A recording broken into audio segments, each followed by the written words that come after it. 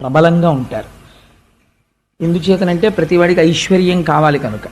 అందుకని అది కోరడం తప్పు కూడా కాదు.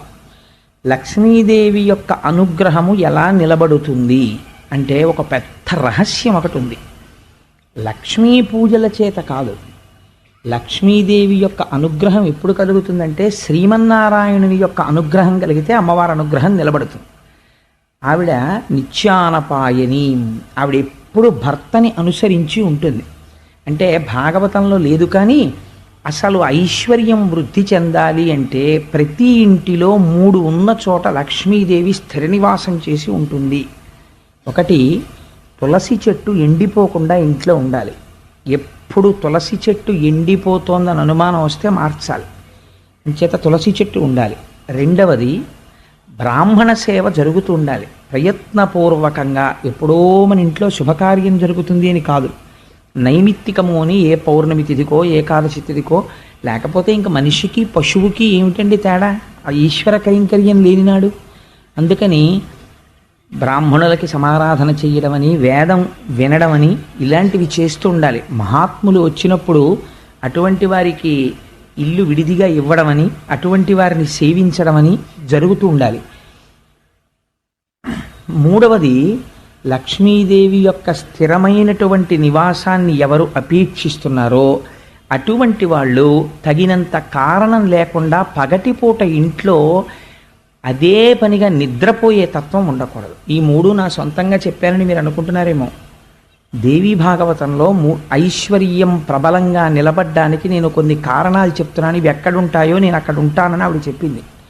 ఇది శ్రీమన్నారాయణుని యొక్క అనుగ్రహాన్ని పొందాలి. పొందితే లక్ష్మీదేవి కూడా ఉంటుంది. లక్ష్మిని మాత్రం కోరుకుని శ్రీమన్నారాయణుడిని తిరస్కరించిన చోట లక్ష్మి ఉండదు. ఆవిడ మహాపతివ్రత.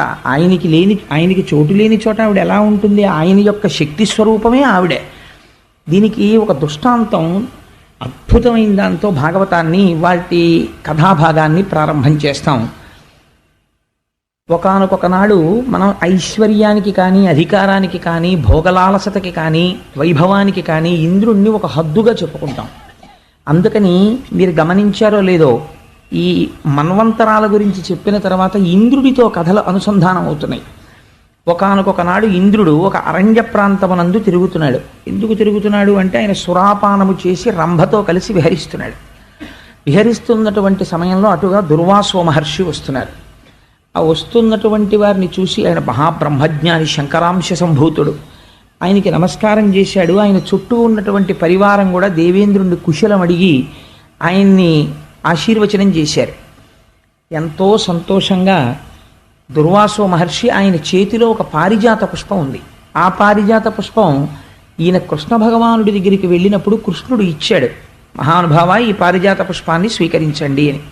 అది భగవంతుని యొక్క చేతి నుండి వచ్చింది, లేదా భగవంతుడి పాదముల మించి వచ్చింది. దీన్ని ఈశ్వర నిర్మాల్యము అంటారు. ఈశ్వరానుగ్రహం. లక్ష్మీదేవి ఎక్కడుంటుందంటే అందులోనే ఉంటుంది. ఆయన ఏం చేశాడంటే మదోన్మత్తుడై ఉన్నాడు, సురాపానం చేసి ఆ పువ్వు తీసుకున్నప్పుడు దానికి ఒక లక్షణం ఉంటుంది. కళ్ళకద్దుకొని వాసన చూసి పక్కన పెట్టాలి. తాను స్వీకరించాను సుమా, అనుగ్రహాన్ని నేను కోరుకున్నవాణ్ణి, దాని పట్ల నేను మర్యాద తక్కువ చేసి ప్రవర్తించలేదు.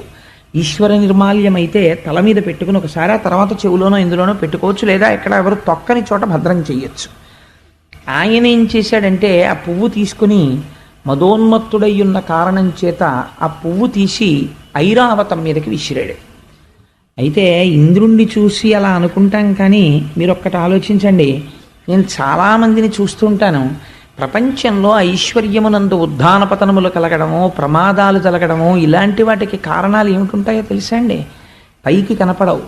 ఏదో దేవాలయానికి ఎడతారు కారు వేసుకుని, వెళ్ళిన తర్వాత వచ్చినటువంటి వాళ్ళు ఆదరింపబడవలసిన వారన్న ఉద్దేశ్యంతో ఈశ్వరుడి మెడలో ఒక పెద్ద పుష్పహారం తీసి వాళ్ళకి ఇస్తారు. వీళ్ళు వెంటనే ఏం చేస్తారంటే తీసుకెళ్ళి కారు బాయినెట్కి తగిలిస్తూ ఉంటారు. ఇంద్రుడు ఐరావతం మీద వేయడానికి పుచ్చుకున్న దండని ఈశ్వర నిర్మాల్యాన్ని పట్టుకెళ్ళి కారుకు తగిలించడానికి తేడా ఏముంది నాకు చెప్పండి?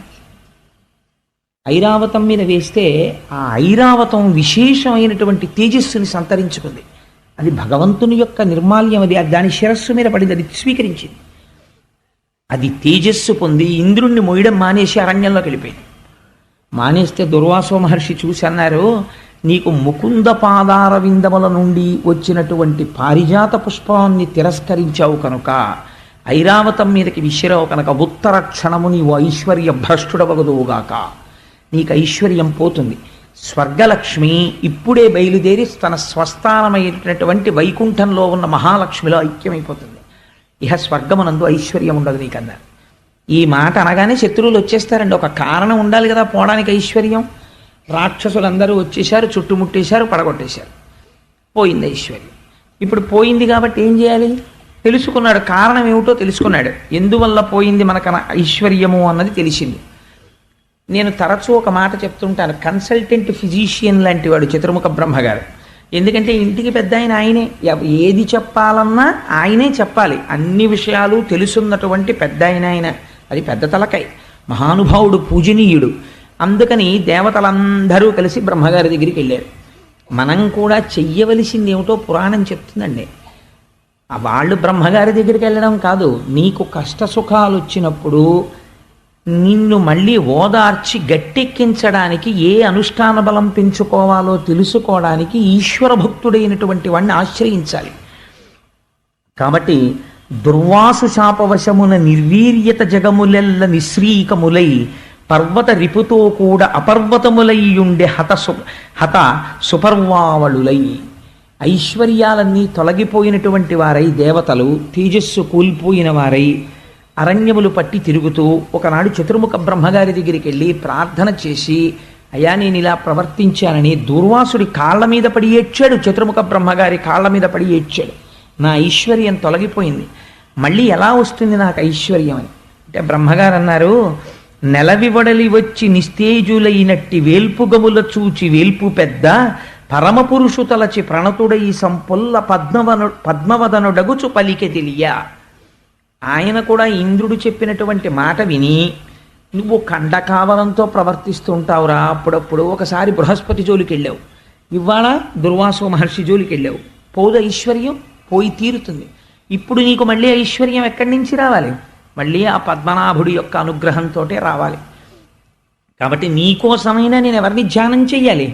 ఆయననే ధ్యానం చెయ్యాలి అని కన్నులు మూసుకుని ధ్యానమునందున్నవాడై ఆ పరమాత్మని ధ్యానం చేసి పరమ సంతోషంతో చిరునవ్వు నవ్వాడు. అంటే ధ్యానమునందు ద్యోతకమైనటువంటి శ్రీమన్నారాయణుడు ఒక మార్గోపదేశం చేశాడు. కష్టానికి, ప్రతి కష్టానికి ఒకటి జ్ఞాపకం పెట్టుకోండి, ఒక నివారణం ఉంటుంది. కష్టాన్ని తెలుసుకుంటున్నది ఏది? మనస్సు. మళ్ళీ ఆ కష్టానికి విరుగుడు ఎందులోంచి రావాలి? మనస్సులోంచి రావాలి ఆలోచన. నీకున్న కష్టానికి విరుగుడు తెలియదు కొంతకాలం. ఎందుకు తెలియదో తెలుసా అండి? అనుభవింపచేస్తాడు ఈశ్వరుడు. కొన్నాళ్ళు పోయిన తర్వాత తెలుస్తుంది, ఫలానా వాళ్ళని పట్టుకుంటే లేకపోతే ఫలానా పని చేస్తే నా కష్టం పోతుందని. అదేదో చేస్తాడు, అమ్మయ్యా గట్టి ఎక్కేశానంటాడు. ఇప్పటి వరకు ఆయన తెలుసున్నవాడే, కానీ మరి ఎందుకు వెళ్ళలేదు నువ్వు అంటే, కష్టమును అనుభవింపచేయుట కొరకని పరమాత్మ ఈ ఆలోచన నీ మనస్సులోకి ప్రవేశించకుండా నిరోధిస్తాడు కొంతసేపు. ఇలా నిరోధించకుండా ఈశ్వరుడి వైపుకి బుద్ధి ఉండాలంటే ధ్యానము చేస్తూ ఉండాలి. ధ్యానము చేస్తే ఎవరి పాదములు పట్టుకోవాలో ఆ పాదములు మీరు పట్టుకున్నారు కనుక ఈశ్వరానుగ్రహాన్ని పొంది కష్టాన్ని తట్టుకునే శక్తి వస్తుంది. కష్టము రాకుండా ఉంటుందని మీరు అనుకోకండి, నేను ఎప్పుడూ అలా చెప్పను. కష్టము రాకుండా ఉండదు, వచ్చి తీరుతుంది కష్టం. ఎవ్వరూ అలా చెప్పకూడదు, అలా చెప్తే తప్పు. కష్టం రాకుండా ఎలా ఉంటుందండి? కష్టం రాకుండా ఉండాలంటే మీరు చేసిన పాపం ఒక్కటి లేకుండా ఉండాలి. మీరు అసలు ఒక్క పాపం కూడా చేయకపోతే అసలు మనుష్యుడిగా జన్మ ఎందుకు ఎత్తుతారు? అసలు మనుష్య జన్మ రాదు. మనుష్య జన్మ ఎత్తారు అంటే ప్రారంధం అనుభవించడానికి వచ్చారు మీరు. ప్రారంధం అంటే ఏమిటో తెలుసా అండి? ఈశ్వరుడు కూడా వెనక్కి తీడిహేదాన్ని. విడిచిపెట్టేసిన బాణం అది. విడిచిపెట్టేసిన బాణాన్ని ఎవరు ఆపుతారు? ఇంకా ఆపలేరు, ఇంకో బాణం వేయకుండా ఆపుతారు. అందుకే మహాజ్ఞానులైన వాళ్ళు కూడా ప్రారంధం అనుభవిస్తారు. మీరు చూడండి, రమణ మహర్షి అంతటి వారికి సర్కోమా వ్యాధి వచ్చింది. రామకృష్ణ పరమహంస అంతటి వాడికి కంఠంలో రాచపుండు పుట్టింది. వివేకానందుడంతటి వాడికి భరించలేని అనారోగ్యం వచ్చింది. మహాత్ములైన వాళ్ళకి కూడా అనారోగ్యాలు వచ్చాయి. వాళ్ళ యొక్క ఉపాసనా బలాల చేత వాళ్ళు తట్టుకోగలిగిన వారే. కానీ వారు ఎందుకు అనుభవించారు? అది తెలుసుకున్న నాడు నీకు కష్టాన్ని తట్టుకోగలిగిన శక్తి వస్తుంది. ఈ తట్టుకోగలిగిన శక్తిలోంచి ఈశ్వరుడి పాదముల నుంచి తప్పుకోలేని విస్మృతి కలగని స్థితి కలుగుతుంది. ఆ స్థితి నిన్ను రక్షిస్తుంది తప్ప భగవంతుణ్ణి ప్రార్థన చేయండి మీకు కష్టం రాకుండా ఉండదు అనకూడదు. మరి ఏమండి ఇంకా కష్టం రాకుండా చేసేదానికి మాకు ఎందుకండి పురాణం, మాకు ఎందుకండి భగవంతుడు అని మీరు అడగచ్చు. ఈశ్వరుడికి ఒక శక్తి ఉంది. మీకు నేను ఒక ఉదాహరణ చెప్తాను. మీరు ఒక రాష్ట్రపతిని ఎన్నుకుంటారు. రాష్ట్రపతిని ఎవరు ఎన్నుకున్నారండి? మీరే ఎన్నుకున్నారు అంతే. మీరిచ్చారు ఆయనకి అధికారం. ఆయన ఏం చేస్తున్నాడు? ఒక 150 హత్యలు చేసినవాడు ఒక ఆయన ఉన్నాడు. ఆయనకి సుప్రీంకోర్టు ఉరిశిక్ష వేసేసింది. వీడిని చనిపోయేంత వరకు ఒక త్రాటికి విరాళాలదీయండి అంది. ఆయన రాష్ట్రపతికి క్షమాభిక్షకి ఒక దరఖాస్తు చేసుకున్నాడు. రాష్ట్రపతి గారు అన్నారు, మార్చి వీడిని యావజ్జీవిత కారాగార శిక్షగా మారుస్తున్నాను, వీడు బతికున్నంత కాలం ఖైదులో ఉంచండి అన్నాడు. అదే రాష్ట్రపతి ఒక రిపబ్లిక్ డే నాడు ఒక 4 ఏళ్లు పోయాక ఇతని ప్రవర్తన చూసి ఇతన్ని విడిచిపెట్టేయండి అని. ఎలా వచ్చింది అధికారం?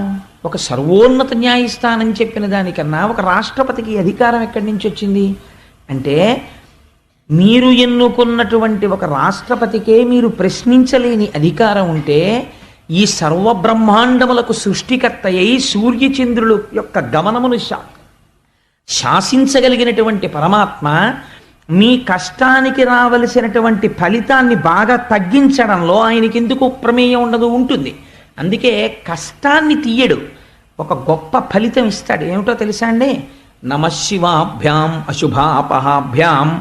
రోజు ప్రార్థనా శ్లోకంలో ఒక మాట చెప్తాం, ఆపదామపహర్తారం దాతారం సర్వసంపదాం. దాకి ఒత్తేస్తుంటారు కొంతమంది, దాతారం అనకూడదు, దాతారం సర్వసంపదాం లోకాభిరామం శ్రీరామం భూయో భూయో నమామ్యహం. అంటే మీకు ఒక భయంకరమైనటువంటి కష్టం రావలసి ఉన్నది, మీకు తెలియదా కష్టం వస్తోందని. నేను ఒక రోజు ఉదయం నిద్ర లేచిన తర్వాత ఆ రోజు నాకేదో ఒక ప్రమాదకరమైనటువంటి ఒక ఊచ కోసుకుని ఈ చెయ్యి ఇంత మేర తెగిపోయి రక్తస్రావం అయిపోవాలి. కానీ నేను భాగవతం చెప్తున్నాను, నా మనస్సు కృష్ణ కథ మీద నిమగ్నమై ఉంది. ఇవాళ సాయంకాలం ఏం చెప్దామని ఏదో ఆలోచిస్తున్నాను ఆఫీస్లో. ఆ భయంకరమైనటువంటి ఘడియ రానే వచ్చింది. అప్పుడే జరగాలి, కాలమునందే ఫలితము ప్రకటింపబడుతుంది. ఈ సమయంలో ఈశ్వరుడు గురించి చింతన చేస్తున్నాడు. ఇప్పుడు ఈశ్వరుడు రక్ష చెయ్యాలి కాబట్టి ఏమవుతుంది? దేనికో జేబులో చెయ్యి పెట్టి ఇలా తీశాడు. తీస్తే ఆ కుర్చీ కింద ఉన్నటువంటి ఒక బోల్ట్ చేతిని చీరింది. సన్నగా చీరబడి అందులోంచి నెత్తురు పైకి వచ్చింది. ఈశ్వరుడు రక్షించాడని నీకు తెలియక్కర్లేదు, ఆయన ఏం వచ్చి చెప్పడం, ఓయ్ కోటేశ్వరరావు ఇవాళ నీ చెయ్యి ఇక్కడి నుంచి ఇక్కడికి తెగిపోవాలి. కానీ నువ్వు ఈశ్వరుడు యందు మనస్సు మగ్నమై ఉండడం చేత గీరి వదిలిపెట్టాను అని మీకేం చెప్పడైనా. అందుకే నిన్నటి రోజున గజేంద్రుడు అన్నాడు, స్త్రీ పురుష నపుంసకమూర్తియును కాక తిరియక్క మరణనాదిమూర్తియును కాక కర్మగుణభేద సదసత్ప్రకాశి కాక వెనుక నన్నియుతానగు విభుతలంతో మీ వెనకాతలే ఉండి మిమ్మల్ని రక్షించుకుంటాడు. కాబట్టి ఇప్పుడు ఏమైంది? ఇలా తెగిపోయి బోలెడంత నెత్తురు కారిపోవలసింది ఇలా గీరుకుని తెగిందా లేదా? తెగింది. రక్తం వచ్చిందా లేదా? వచ్చింది. మీరు అయ్యో తెగింది అనుకున్నారా లేదా? అనుకున్నారు.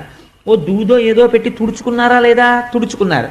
పెద్దదైతే ఏం చేద్దరో చిన్నదానికి అదే చేశారు.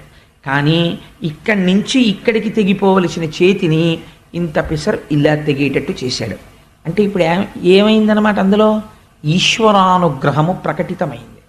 ఆ రోజు నీకు ఏదో ఉంది, జరగవలసింది, ఈశ్వరుడు తప్పించాడు. వెంటనే నువ్వు అనవలసిన మాట ఏంటంటే ఈశ్వరుడికి కృతజ్ఞత ప్రకటించాలి. ఈశ్వర ఇవాళ ఏదో జరగాలి, నువ్వు చిన్న గాయంతో దీన్ని విడిచిపెట్టావు, నేను నీకు కృతజ్ఞుడను.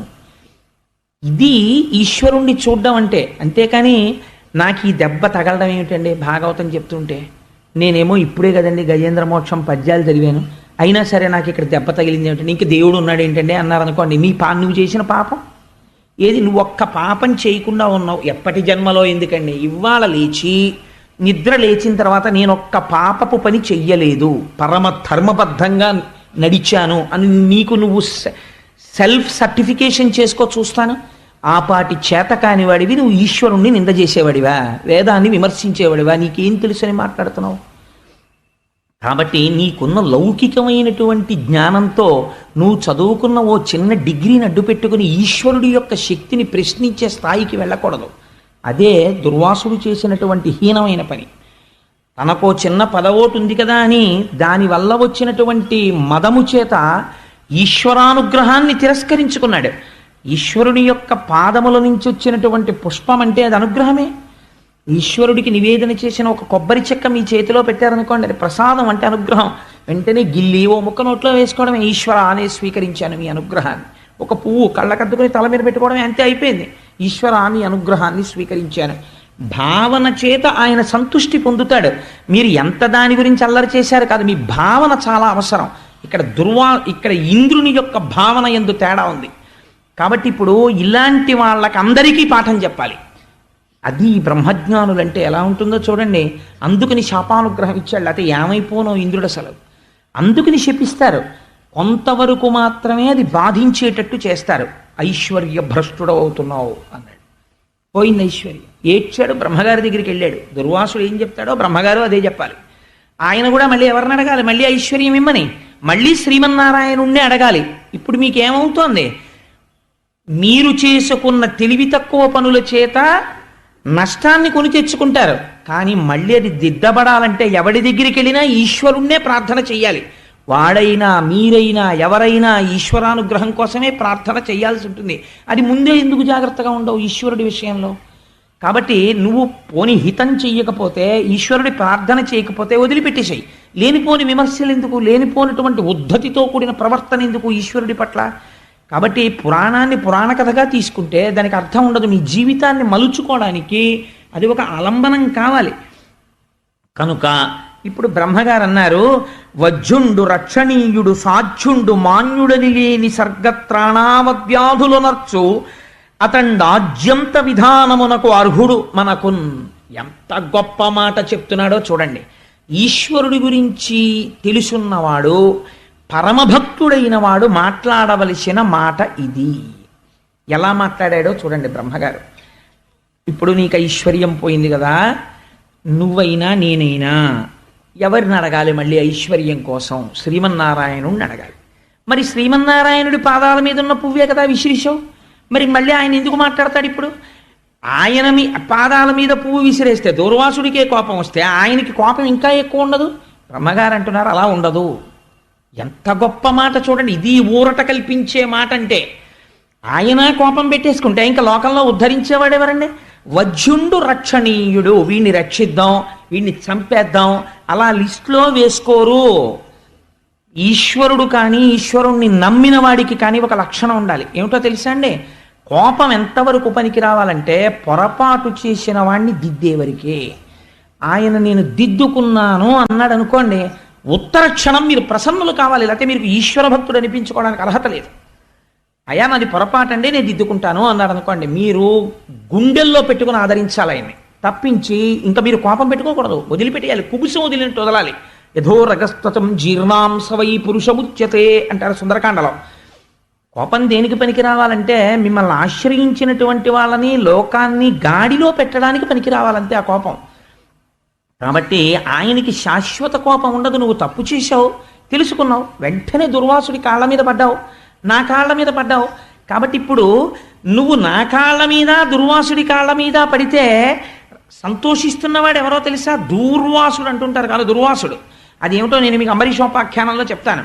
అందుకని ఆయన సంతోషిస్తున్నవాడు, ఆయనకి ఇంకా పర్మనెంట్గా వీడికి శిక్ష చేసేద్దాం, పర్మనెంట్గా రక్షించేద్దాం అని 2 లిస్టులు ఆయన రాయడలాగా. ఆయనకి అలా ఉండదు. తప్పు చేస్తే తనకి ఎంత దగ్గర వాడైనా శిక్షిస్తాడు. ఇదే దుర్వాసుణ్ణి అంబరీషోపాఖ్యానంలో శిక్షించాడు. అది విచిత్రం. ఇక్కడ దుర్వాసుడి మాటని లెక్క పెట్టి ఇంద్రుడిని శిక్షిస్తాడు. ఇది బ్రహ్మగారు ముందే నవ్వి చెప్పేస్తున్నాడు. ఎంత గొప్ప విషయమో చూడండి. ఇది తెలుసుకున్నవాడు భగవద్భక్తుడంటే, ఇది బ్రహ్మగారంటే. చిత్రముఖ బ్రహ్మగారి స్థానానికి ఉన్న గొప్పతనం ఇది పురాణంలో. అందుకని ఆయన నవ్వి అంటున్నాడు, ఆయన శాశ్వతంగా ఎవరి పట్ల శత్రువు కాడు, శాశ్వత మిత్రుడు కాదు. జ్ఞాపకం పెట్టుకోండి. మీ నడువడిని బట్టి ఆయన మిత్రత్వము కానీ శత్రుత్వము కానీ ఆవిష్కరింపబడుతుంది. మీరు ఆయన పట్ల మర్యాదగా ఉంటే ఆయన చాలా అనుగ్రహంతో ఉంటాడు. ఆయన పట్ల మర్యాదకి మీరు ఏమీ చెయ్యక్కర్లేదు. ఈశ్వరుడు ఉన్నాడని అంగీకరించి నమస్కరిస్తే చాలు. మీ లేనిపోని మేధస్సు అంతా పెట్టేసి ఈశ్వరుడు యొక్క అస్తిత్వాన్ని ప్రశ్న చేసేటటువంటి స్థితికి ఎదగకూడదు. అటువంటి ఉద్ధతితో కూడిన పనులు చేస్తే ప్రమాదాలు వస్తాయి. కాబట్టి ఏమైంది, అలాంటి వాడు ఎవడున్నాడో వాణ్ణి మనం ప్రార్థన చేయాలి నాయన. ఇప్పుడు మొదల జలమిడిన భూజము తుదిని నడుమను చల్లదనము దొరకును మట్కిన్ మొదలను హరికిని మ్రొక్కిన ముదమందును ఎల్ల వేల్పు మూకలు నేను. ఎంత చిత్రమైన మాట చెప్తున్నాడో చూడండి. ఇది బ్రహ్మగారి మాట అంటే, ఇది మా స్వామి అంటే, చతుర్ముఖ బ్రహ్మ అంటే. అందుకే సరస్వతీపతి అయ్యాడు మహానుభావుడు. ఓయ్ ఇంద్ర, నేను కానీ దుర్వాసుడు కానీ సమస్త దేవతలు కానీ ఎప్పుడు సంతోషిస్తారో తెలుసా? శ్రీమన్నారాయణుడికి తిరిగి నమస్కరించినప్పుడే సంతోషిస్తాం. మాకు నమస్కరించి శ్రీమన్నారాయణ అనుగ్రహాన్ని పొందడం కాదు, శ్రీమన్నారాయణునికి నమస్కరిస్తే మేమందరం నీకు వాప్తులవుతాం. ఎలాగంటే, చెట్టు యొక్క నీడ కావలసిన వాడు నీడనిచ్చే కొమ్మలకి నీళ్లు పోస్తాను, నేను మొదలకి నీళ్లు పొయ్యనంటే కొమ్మలు నీడనిస్తాయా? మొదలకి నీళ్లు పోయినప్పుడు మాడిపోతాయి. చెట్టు మొదల్లో నీళ్లు పోసిన వాడికి మొదట్లో నీళ్లు పోసావు, మేమెందుకు నీడనిస్తాం, ఆ మొదల దగ్గరే కూర్చో అని కొమ్మలంటాయా? పళ్ళిస్తాయి, నీడిస్తాయి, అన్నీ ఇస్తాయి. అలా అన్నిటికీ మూలమైన వాడెవడో వాడి పాదాలు పట్టుకోవయా. వాడు శ్రీమన్నారాయణుడు. వాడికి కోపం ఉండదు, వాడికి ద్వేషం ఉండదు. అటువంటి వాడిని ప్రార్థన చేద్దాం. ఇదండి భావన అంటే. ఇది ఇలా చెప్పగలిగిన వాడెవడో వాడు బ్రహ్మ, వాణ్ణి బ్రహ్మస్థానమునందున్నవాడు అంటారు. ఇది భగవంతుడు గురించి మాట్లాడటంలో అటువంటి ఓదార్పు వచనమును పలకగలగాలి, అంత చక్కగా మాట్లాడగలగాలి. ఈ మాట చెప్పగానే ఇంద్రుడికి ఇప్పటిదాకా అమ్మ బాబోయ్ నేను అపచారం చేసేసాను, ఎంత కోపం పెట్టేసుకున్నాడో, ఇంకా నాకు మళ్ళీ లక్ష్మీ వైభవం ఎప్పుడు దొరుకుతుందో అని బెంగెట్టుకున్న వాడికి మళ్ళీ భగవంతుడి పాదములు ఆశ్రయించడం చాలా తేలిక. తప్పు చేసిన వాణ్ణి ఆయన క్షమిస్తాడు. ఈ బుద్ధి కలిగిందనుకోండి, పశ్చాత్తాప ప్రకటనము జరిగిందనుకోండి, వెంటనే వరం ఇచ్చేస్తాడు ఆయన. దితి తప్పు చేసింది సంధ్యాకాలంలో. హిరణ్యకశిపుడు పుట్టాడు, భర్త దగ్గరికి వెళ్ళి పడింది. మనవడు ప్రహ్లాదుడు పుట్టాడు. తప్పు చెయ్యడం సహజం, పశ్చాత్తాపడి మళ్ళీ జరగకుండా ఉండడం మంచి మనిషి యొక్క లక్షణం. కాబట్టి ఇంద్రుడు ఇప్పుడేం వెళ్ళి శ్రీమన్నారాయణకి ఎక్కడతో సహస్ర కలశాలతో అభిషేకమో సహస్ర కలువలతో పూజో మళ్ళీ చేయలేదు. మీరు ఇది గమనించాలి. పురాణంలో ఇంద్రుడు లోపల వెంటనే అవును నిజమే, నా స్వామి పాదాలే పట్టుకుంటాను, ఆయన చేత్తో వచ్చిన పువ్వే కదా విసిరిశాను, పొరపాటు అదే కదా జరిగింది, స్వామి నాది తప్పే మన్నించు. ఒక్క మాట ఇలా అనుకుని మనసులో నమస్కారం చేశాడంతే. ఇలా అనేటప్పటికీ ఏమైంది, అది విచిత్రం. ఎక్కడో వెళ్ళి కూర్చుని జీవితాంతం తపస్సు చేసినటువంటి వాళ్ళకి దొరకని దర్శనం పశ్చాత్తాపం కలగ్గానే ప్రత్యక్షం అయిపోయాడు. ఎలా ప్రత్యక్షం అయ్యాడు? ఒకవేయార్కులు కూడినట్టి కరువయ్య జత్ప్రభాభూతితో ఒక రూపై చనుదించు మాట్య హరిదానొప్పారే ఆ వేలుపుల్ వికలాలోకనులై విషణ్ణమతులై విభ్రాంతులై మ్రోలగానక శంకించిరి కొంత ప్రొద్దు విభుగానంబోలునే వారికి. ఎంత చిత్రమైన మాట చూడండి. ఎప్పుడైతే ఇలా మనస్సులో పశ్చాత్తాపంతో నమస్కరించారో ఒకేసారి 1000 సూర్యబింబాలు వచ్చి భూమి మీద దిగాయి అనుకోండి, వెంటనే ముందు మనకేమవుతుంది, కళ్ళు కనపడడం మానేస్తాయి. కళ్ళు కనపడడం మానేసి ఏమిటొచ్చింది ఎదురుగుండా ఏమిటొచ్చిందని కళ్ళు మూసేసుకుంటాం, అంత వెలుతురు భరించలేక. అలాగే ఈశ్వర దర్శనము కలుగగానే సగుణముగా కనపడగానే అంతటా ఉన్నవాడు ఇక్కడ ఉన్నాడు, వింటున్నాడు మొర, అసలు చూడలేకపోయారు. చూడలేక కళ్ళు మూసేసుకున్నారు. ఎదురుగుండా ఉన్నదేదో అర్థం చేసుకోలేకపోయారు. ఇప్పుడు చూడడానికి కూడా ఈశ్వరానుగ్రహమే ప్రసరించింది. ఇది గమ్మత్తు. ఆయన్ని చూడడానికి ఉపకరణం ఏమిటో తెలుసా అండి? ఆయన అనుగ్రహమే. ఆయన అనుగ్రహంతోనే ఆయన్ని చూడాలి, లేకపోతే చూడడం కూడా కుదరదు. ఇప్పుడు ఆయన అనుగ్రహంతో ఆయన అంతటా వ్యాపించిన వాడు ఈ కంటితో చూడడానికి వీలుగా వచ్చి నిలబడ్డాడు. నిలబడితే ఈశ్వరానుగ్రహంతోనే చూశారు. అంటే ఇప్పుడు మీకు ఏం చెప్తున్నట్టు క్షీరసాగర మథనానికి ముందు ఒక ప్రపంచంలో ఒక మహత్తరమైన శక్తి ఉన్నది. ఈ శక్తిని నీ పరిమితమైనటువంటి మేధస్సులో ఉండేటటువంటి ప్రశ్నలు వేసి ఇలా జరుగుతుందా అలా జరుగుతుందా ఇలాంటి లాజిక్ అంటారే, ఏదో ఒక పెద్ద చర్చ చేసి దాంట్లోంచి ఏదో సాధించగలనని అనుకుంటున్నావేమో. ఈశ్వరుడు లొంగేది విశ్వాసమునకే. జ్ఞాపకం పెట్టుకో. పువ్వు కాదు, పువ్వు ప్రసాదం ఏమిటి? అవిశ్వాసం. పోయిందంతే ఐశ్వర్యం. ఈశ్వరుడి పాదాలు పట్టుకుంటే వస్తుంది ఈ విశ్వాసం. మళ్ళీ అనుగ్రహం కాదు, ఏకంగా ప్రత్యక్షం అయిపోయాడు ఆయన. ఇప్పుడు ఆయన కనబడ్డాడు, మళ్ళీ ఆయన అనుగ్రహంతోనే కనబడ్డాడు ఆయన, లేకపోతే చూడలేవి కళ్ళు అని నమస్కరించి వీళ్ళందరూ ప్రార్థన చేస్తే వీళ్ళందరి పనుపున పెద్ద ఆయన ఉన్నాడు చతుర్ముఖ బ్రహ్మగారు, ఆయనే ప్రార్థన చేస్తున్నాడు. ఎంత గొప్ప ప్రార్థన చేశాడో చూడండి. ఈ పద్యం నేను అనుకుంటున్నాను అసలు ప్రతి వాళ్ళకి ధారణలోకి రావాలండి. ఈ పద్యం పోతన గారి గొప్పతనం ఏమిటంటే ఆంధ్రీకరించడంలో చాలా పెద్ద పెద్ద విషయాల్ని చాలా చిన్న చిన్న పద్యాల్లో రాస్తారు. పెద్ద పెద్ద సీస పద్యాల్లో రాయరు.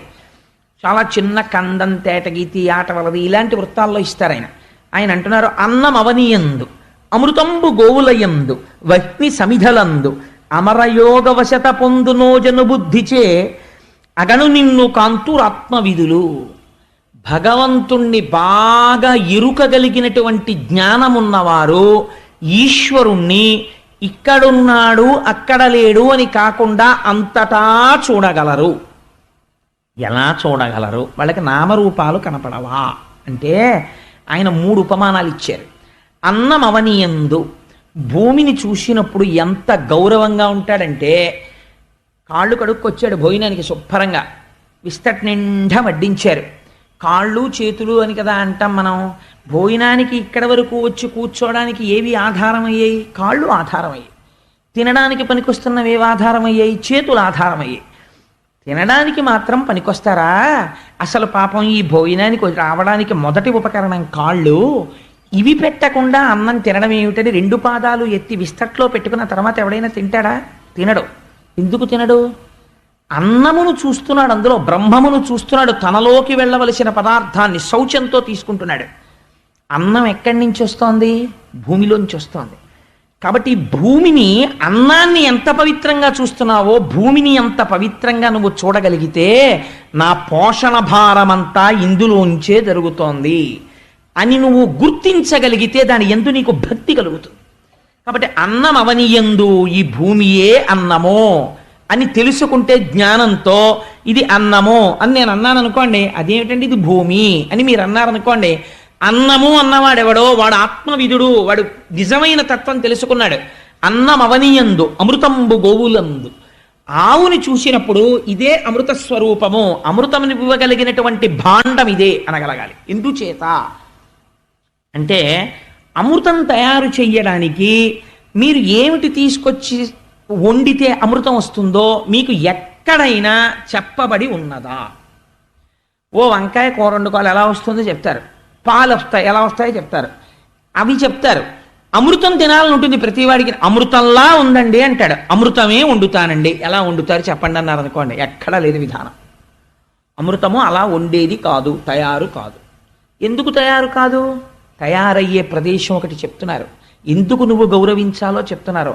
అమృతము ఎక్కడ తయారవుతోంది? ఆవు ఎందు తయారవుతోంది. ఎలా తయారవుతోంది?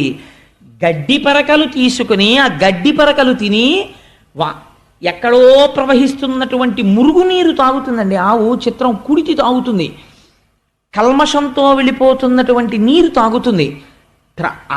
అటువంటి నీటిని తాగి పనికిరాని గడ్డి తిని రెండింటినీ కలిపి, అది కూడా గబగబా తిని ఎక్కడో కూర్చుని కడుపులో ఉన్నటువంటి ఆహారాన్ని మళ్ళీ ఉండలుగా వెనక్కి తెచ్చి బాగా నవిలి, అసలు ఆవు నవ్వులుతున్నప్పుడు మీరు చూడాలి ఆస్వాదనం అంటే ఎలా ఉంటుందో.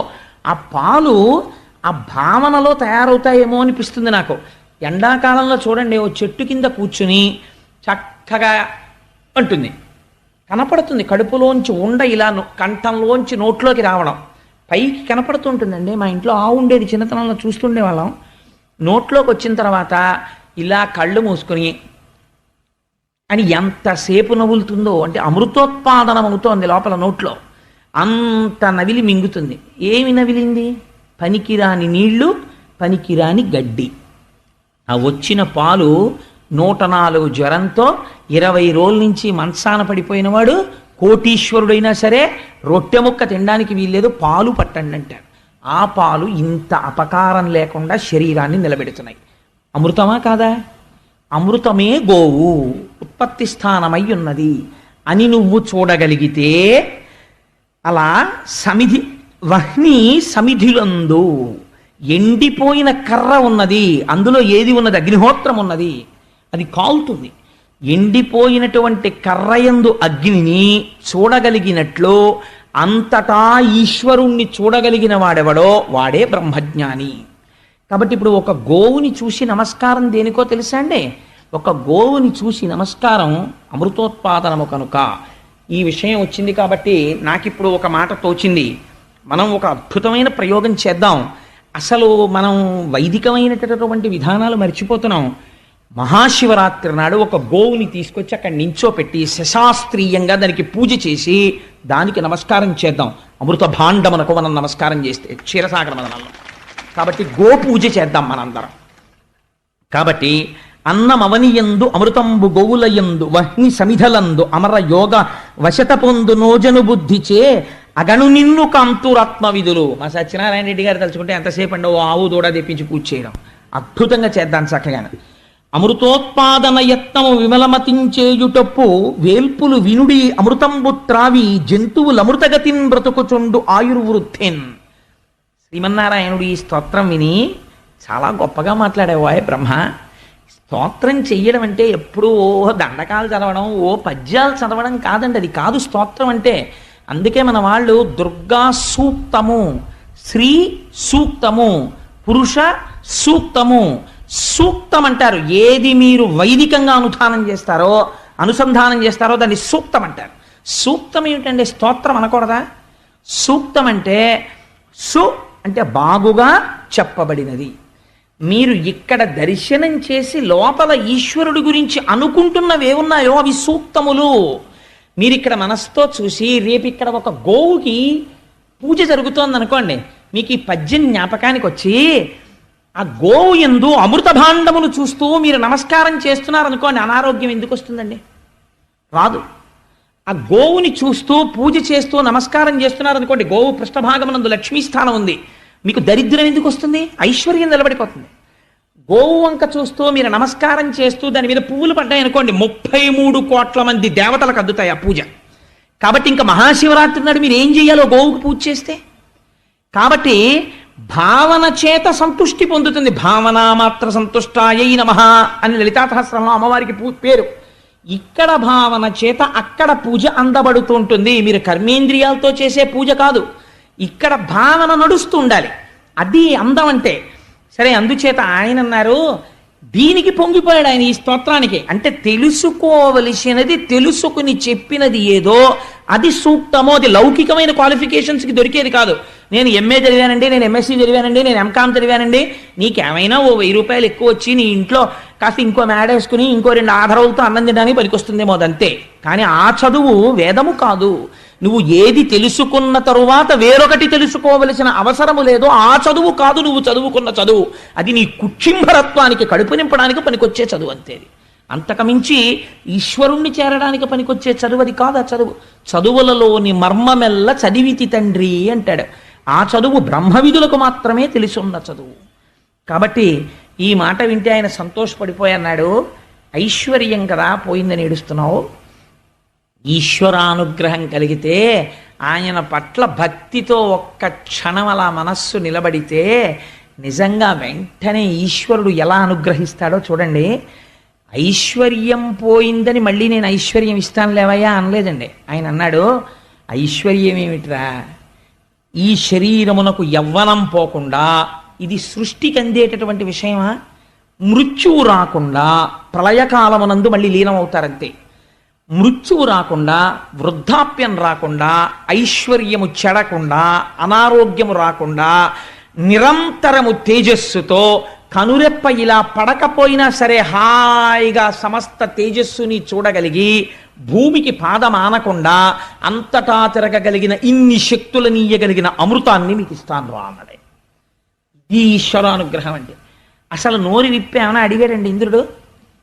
ఇలా అన్నాడంతే, మనసులో తలుచుకుని నాది తప్పే మహానుభావ అన్నాడు. ఇది సూక్తం అంటే. ఇక్కడ తెలుసుకుని చెప్పుట. ఆయనేమిస్తున్నాడు? అమృతాన్ని ఇస్తాను అంటున్నాడు. ఇప్పుడు ఈ మాటలని దీనికోసం మీరు ఏం చెయ్యాలో తెలుసా? ఈ అమృతోత్పాదనం కోసం, అమృతోత్పాదనం అంటే ఏమిటో, క్షీరసాగర మథనం అంటే ఏమిటో, దానికి తాత్వికమైనటువంటి అనుసంధానం ఎలా ఉంటుందో మీకు మొత్తం క్షీరసాగర మథనం అయిపోయాక చెప్తాను.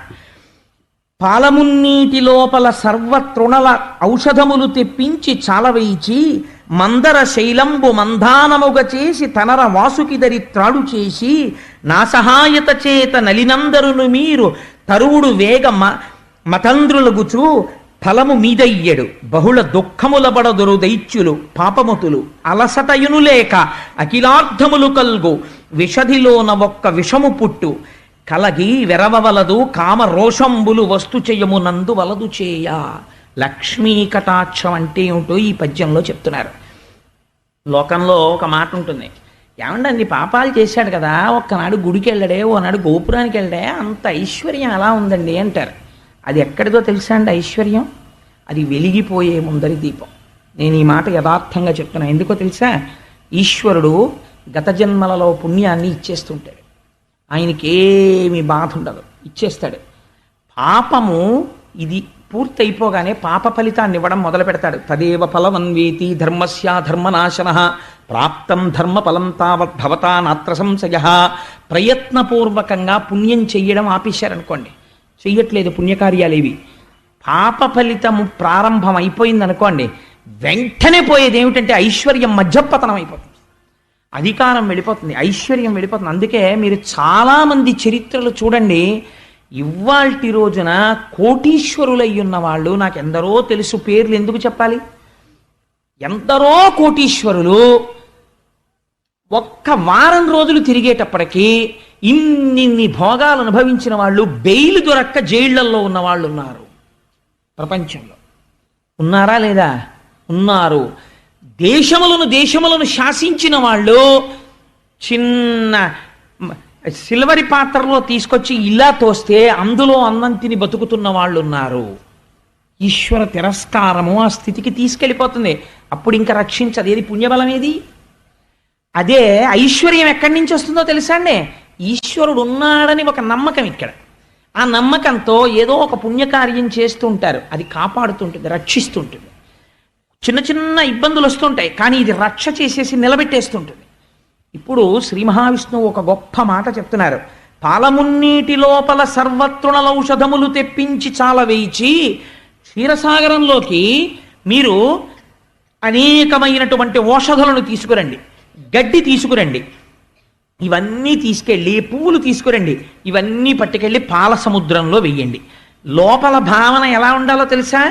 పాల సముద్రం అన్న భావన ఉంచ. ఈ మాట మీరు ఎర్రసిరాతో అండర్లైన్ చేసి గుర్తుపెట్టుకోండి. ఎందుకంటే క్షీరసాగర మథనం అంటే ఏమిటో అది ఏమంటే, అలా పాలు ఉంటాయా ప్రపంచంలో? పాలు ఉంటే పులిసిపోవా? పాలు విరిగిపోవా? వీటికి తాత్వికమైన సంబంధానికి ఆఖరణ చెప్తాను. అమృతోత్పాదనం అయిపోయాక మీరు ఎలా భావన చేయాలో తెలుసా? క్షీరసాగర మథనం చేసేటప్పుడు పాల సముద్రాన్ని పాలకుండగా భావించండి. కుండలో ఉన్న పాలు, ఈ బయట పృథివీ ఉంది కదా, అందులో కదా పాల సముద్రం ఉంది, అందుకని ఒక పాలకుండ. ఇప్పుడు ఆ పాలు చిలికేటప్పుడు పెరుగు చిలుకుతారు సాధారణంగా. ఈయనేమంటున్నారు? పాలు చిలకమంటున్నారు. ఈ మాటలు జ్ఞాపకం పెట్టుకోండి బాగాను. ఈ పాలు చిలికేటప్పుడు అందులో ఔషధీ పత్రములను వెయ్యండి, తృణములు గడ్డి వెయ్యండి, ఇవన్నీ వెయ్యండి. వేసి అప్పుడు మీరు మందర పర్వతాన్ని తీసుకొచ్చి ఆ పాల సముద్రంలోకి మెల్లగా దించండి. కవ్వం కింద తిప్పడం కోసమని నా అనుగ్రహంతో ఆ మందరగిరి నిలబడుతుంది. అలాగా నిలబడినప్పుడు దానికి వాసుకుని త్రాడిగా చుట్టండి. దేవతలు దానవులు అటు ఇటు పట్టుకోండి. కానీ మీకు ఇప్పుడు ఐశ్వర్యం పోయింది కాబట్టి దానవులు మీ మాట వినరు. నాగుపాము కూడా ఎలకని పట్టుకోవాలంటే కలుగులోంచి వచ్చి కాసేపు పడుకుంటుంది. దానవుల్ని మట్టు పెట్టడానికి మీరు కొంత ఓర్పు వహించి స్నేహం చెయ్యండి. ఈశ్వరుడికి ఎవరి మీద విరోధం లేనప్పుడు దానవులు పాడైపోవాలని ఆయన ఎందుకు అనుకోవాలండి? అంటే దానవులు ఏది గెలిచినా నేనే గెలిచానంటాడు. ఈశ్వరానుగ్రహంతో నాకు వచ్చింది అండవు. వీళ్ళు ఏది పోయినా ఈశ్వరుణ్ణి ప్రార్థన చేస్తారు. అయ్యా పోయింది నువ్వే ఇప్పించంటారు తప్ప వీళ్ళు మళ్ళీ భుజాలు తరచుకు యుద్ధానికి వెళ్ళరు. అయ్యా మా గురువుగారి వల్ల మేము గురువుగారిని ఇబ్బంది పెట్టామండి అని మళ్ళీ గురువుగారి కోసం పెడతారు. అయ్యా పొరపాటు అయిపోయిందండి మేము భగవంతుడిని నింద చేశామని మళ్ళీ దేవుడి కోసం పెడతారు. ఈ దివు, ఈ జ్ఞానం ఉన్నవాడు దేవత.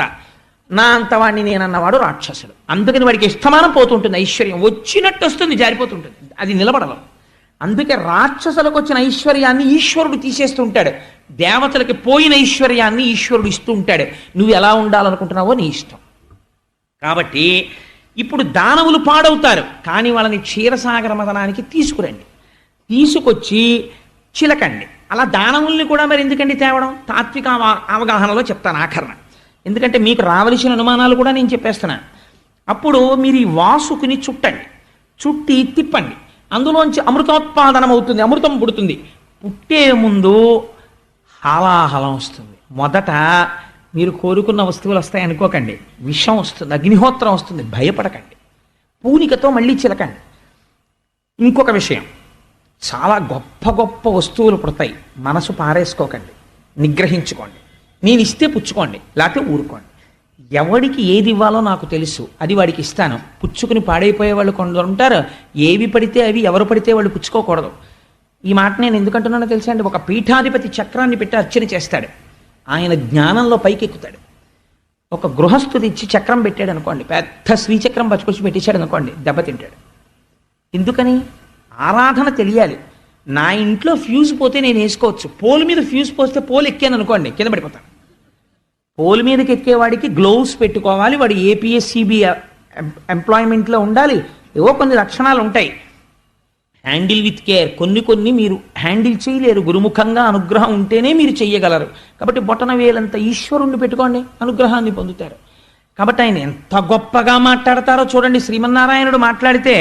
అందుకని దైత్యులు పాడవుతారు, మీరు సుఖపడతారు. కొన్ని వస్తువులు వస్తాయి, కనబడ్డ వల్ల నాకు నాకు నాకు అనకండి, ఏమి ఇవ్వాలో నేను అంటాను, తీసుకోండి అంటాను, ఊరుకోండి. అంతేకాని అదేంటండి వచ్చింది కదా వాళ్ళకి ఇచ్చేస్తున్నారు ఏంటండి వీళ్ళకి ఇచ్చేస్తున్నారండి అనకండి. ఎవడికి ఏమి ఇవ్వాలో నేను చెప్తాను అన్నారు.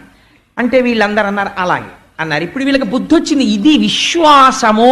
ఇప్పుడు వెంటనే దేవతలు ఏంటి సార్ అదే అలాంటి సార్, పాల సముద్రానికి వెళ్ళి అందులో మందరికి రెట్టమా, పావును తీసుకొచ్చి చుట్టమా, కరిస్తే అండి, పావు తెగిపోతే అండి, లేకపోతే దానికి కుబుసం పడితే అండి, పాల సముద్రంలో మందరగిరి మునిగిపోదా అండి, ఒకవేళ అలా ముందు పెట్టి తాడు చుట్టమా, తాడు చుట్టి దాన్ని పెట్టమా, మేమెక్కడ నించోం, మీరు పొజిషన్లు గీసిస్తారా, ఇవేమైనా అడిగారా అంటే క్షీరసాగర మథనమునకు ప్రారంభమేది విశ్వాసము. ఎందుకు విశ్వాసము చివర చెప్తాను.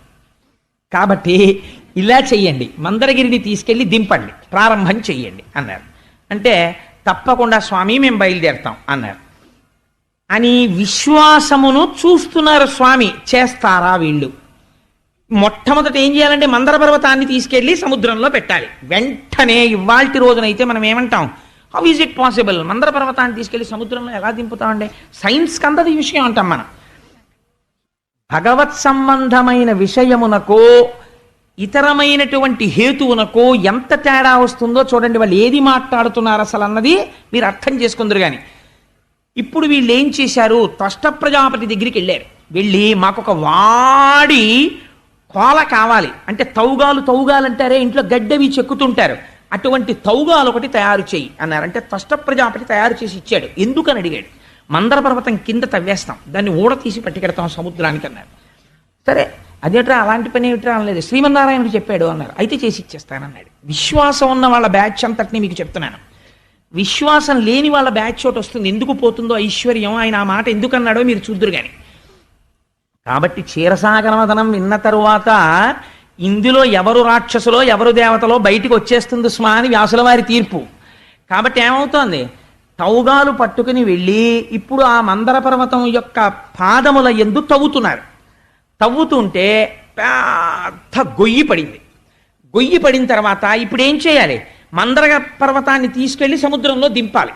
అందుకని దానికి కొన్ని తాళ్ళు వేశారు, దాన్ని ఊపుతున్నారు. పోతన గారు ఎంత లైవ్ టెలికాస్ట్ ఇచ్చారో తెలుసా అండి భాగవతంలో. దీన్ని ఊపుతున్నప్పుట వాళ్ళు కొన్ని అరుపులు అరిచారట. అంటే ఇప్పుడు వాళ్ళు చేస్తున్నది ఏమిటంటే, వాళ్ళు దేవతలు అయి ఉండొచ్చు, అగ్ని మండిస్తాడు, వాయువు వీస్తాడు, కానీ ఇప్పుడు ఏం చేస్తున్నారు, ఫిజికల్ వర్క్ చేస్తున్నారు. ఆయన పెద్ద ఆఫీసర్ గారు, కానీ ఇవాళ ఆయన ఏం చేస్తున్నాడు, ఏదో చాలా ముఖ్యమైన పని వచ్చి ఆయన ఇంట్లో అటక మీద ఉన్నటువంటి పెద్ద పెద్ద గుండిగలు అవి కిందకి దింపాల్సి వచ్చింది. ఏదో లుంగి జాగ్రత్తగా పైకి కట్టుకుని చొక్కా విప్పేసి బనీ విప్పేసి ఆఫీస్కి వెళ్ళినప్పుడు సూట్ వేసుకుని అటకెక్కడగా అన్నీ విప్పేసి ఓ లుంగి పైకి కట్టుకుని చొక్కా బనీని విప్పేసి చెమటలు పట్టేసి జుట్టు అంతా మీదడిపోయి అటకెక్కి ఆ గుండికి దింపి కిందకి ఇస్తున్నాడు కూడా ఒరే జాగ్రత్త జరుపు జరుపు అంటారు చూసారా. ఫిజికల్ వర్క్ చేసేటప్పుడు ఒక లక్షణం ఉంటుంది, శబ్దం కలుస్తుంది. అందుకే మీరు చూడండి, బాగా బరువు పని చేసేవాళ్ళు ఉంటారు, ఒక పెద్ద సిమెంటు స్తంభాన్ని తోస్తున్నారు అనుకోండి, వాళ్ళు ఈ పాటకు అర్థం ఉంటుందా అని మీరు అడిగారు అనుకోండి, ఆ పాటకు అర్థం ఏమి ఉండదు, కానీ వాళ్ళు ఒక గమ్మత్తైనటువంటి పాటలు పాడుతుంటారు. మీరు ఎప్పుడైనా చూడండి, 2 బ్యాచ్లు అయిపోతారు. ఆ ముందున్న వాళ్ళు ఏదో పట్టుకుని లాగుతూ ఉంటారు, వెనకనున్న వాళ్ళు సాధారణంగా అంత బరువు ఎత్తేటప్పుడు ఈ గుణపాలు లాంటివి వేసి కొంచెం ఇలా తేలుస్తూ ఉంటారు. వీళ్ళు ఒక్కొక్క అంగుళం లాగుతుంటారు.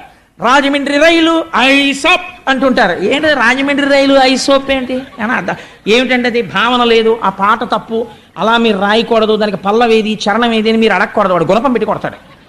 అలా ఎందుకంటాడంటే వాడు అలా అండంలో శబ్దములోంచి శక్తి వస్తుంది. శబ్ద బ్రహ్మమయీ చరాచరమయీ జ్యోతిర్మయీ వాంగ్మయీ. అప్పుడు మీరు ఈశ్వర దర్శనం చెయ్యాలి. ఆహా అమ్మా, అటువంటి అర్థం లేనటువంటి నోటిలోంచి వచ్చిన శబ్దము వలన వాడిలో శక్తిని పెంచి ఫలమును చేకూరుస్తున్నావు, పాషాణమును కదుపుతున్నావు. ఇంత శక్తి కంటికి కనపడకుండా పాషాణాన్ని కదుపుతోంది. దీనికి శబ్దము ఆలంబనమైనది. కాబట్టి ఏం చేస్తున్నారట వీళ్ళందరూ, పదవులు మర్చిపోయి అరుస్తున్నారట. జరుపు జరుపు, తోసేయ్, జాగ్రత్త, పడిపోతుంది, పట్టుకో అని అరుస్తున్నారట. లైవ్ టెలికాస్ట్ ఇచ్చారండి పోతన గారు అని జాగ్రత్తగా మందర పర్వతాన్ని అటు ఇటు ఊపేరట. ముందరి కదలాలి కదా, అది కదిలింది. కదిలిన తర్వాత ఒరే జాగ్రత్త, ఎత్తుకోండి ఎత్తుకోండి అన్నారు. అన్ని వేపుల నుంచి దాన్ని ఎత్తుకున్నారు. పట్టుకోండి, పడిపోతుంది, ఓ పక్క పడిపోతుంది అన్నారు. మనం చేసే పనే వాళ్ళు చేశారు. పొడుగు వాళ్ళు ఓ పక్కన చేరిపోయారు, గభాలను కొంచెం పైకెత్తేశారు, ఇటువైపు వాళ్ళు పట్టుకోలేపారు, అది మీద అడిపోయింది. మీద అడిపోయేటప్పటికీ దీని తాత్విక అవగాహన వింటే ఆశ్చర్యపోతారండి. ఇది మీద పడిపోతే కొంతమంది చచ్చిపోయారు, కొంతమంది పారిపోయారు. అప్పుడు వీళ్ళందరూ పక్కన నిలబడి అన్నారు పడిపోయాక, ఊరే మనకు ఆయన మందర పర్వతాన్ని తీసుకెళ్లి పాల సముద్రంలో పెట్టమన్నాడు, ఆయన చెప్తే మనం వెంటనే మందర పర్వతాన్ని ఎత్తేసాం, కానీ అయ్యా అలా వెళ్ళేటప్పుడు పడిపోయి మీద అడిపోతుందేమో, చచ్చిపోతామేమో, మీరు ఓసారి రెండుని మనం అడగలేదు ఏమిట్రా, ఓసారి అడిగితే ఆయనే వచ్చి అసలు దీన్ని ఎలా తీసుకెళ్లాలో చెప్పును కదా, ఇది చెప్పినవాడు రాడా, వస్తాడరా, మనమే పిలవలేదు అన్నారు. చూడండి ఎంత వాళ్ళకి అప్పుడు కూడా నమ్మకమో చూడండి. ఆయన వస్తే ఎంత బాగుండో, మనం చచ్చిపోయాం కదరా కొంతమంది నిష్కారణంగా అన్నారు. ఎంత విశ్వాసంతో ఉన్నాడో చూడండి. కష్టంలో కూడా వెంటనే వాళ్ళు ఈ మాట అనుకున్నారట. గరుడారోహకుడై గదాధిధరుడై కారుణ్య సంయుక్తుడై హరికోటి ప్రభతోనుహో వెరవకుండంచుం ప్రదీపించి తగ్గిదిగేలన్ నలువంద కందుకము మట్కింబట్టి క్రీడించుచున్ కరుణాలోక సుధున్ సురాసురుల ప్రాణంబుల్ సమర్థించుచున్. వెంటనే బ్రహ్మాండమైనటువంటి వేదమంత్రాలు వినపడ్డాయి. సామవేదము యజుర్వేదము వినపడుతూ గరుడు రెక్కలల్లా అరుస్తూ వచ్చేసాడు. ఆ బంగారు రంగులో ఉన్నటువంటి పక్షి మించి శ్రీమన్నారాయణుడు కిందికి దిగాడు. ఇంతమంది ఎత్తలేని దాన్ని కందుకమున్ బంతి పట్టి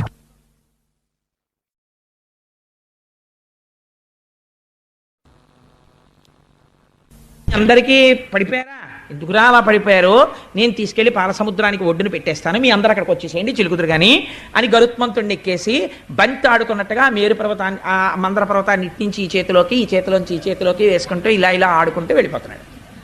వెళ్ళిపోతుంటే వీళ్ళందరూ చూసావా అనుకునేటప్పటికి వచ్చేసాడు. ఇది మన స్వామి అంటే, పరిగెత్తండి పరిగెత్తండి పాలసముద్రం దగ్గరికి అని వీళ్ళందరూ మళ్ళీ పాలసముద్రం దగ్గరికి పరిగెత్తుకొచ్చేసారు.